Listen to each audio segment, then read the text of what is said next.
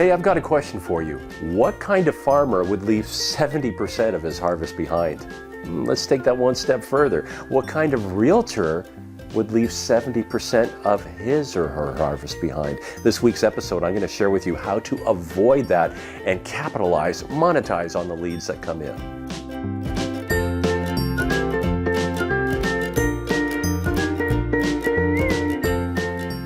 Hey, it's Michael Creasy here, the executive editor with Agent Inner Circle from agentinnercircle.com. And in this week's episode, we're talking about harvesting the fruits of your labor. And this article was contributed by our good friend and coach, Neil Mathwag. So make sure you check out Neil at neilmathwag.com. Give him a like. And speaking of like, please like this video, share it, and leave a comment below. So let's get into this week's topic. It's about harvesting the fruits of your labor. And what I mean by that, if we look at a farmer, all the heavy lifting, all the work goes into planting the seeds, tilling the soil. And when the crop finally comes up, it's ready for harvesting.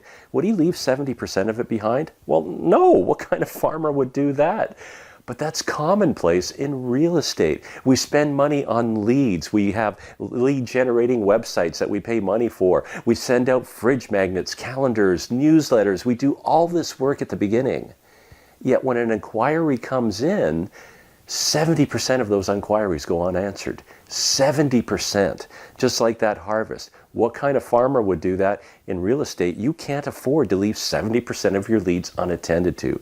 So what I'm going to suggest, have a system in place. So when somebody calls, number one, be respectful of how they reached out to you. If they sent you an email, you'll reply in an email. If they left you a phone message, you'll reply using a phone. If they sent you a text, reply using text. The reason we're doing it is you're meeting them where they are.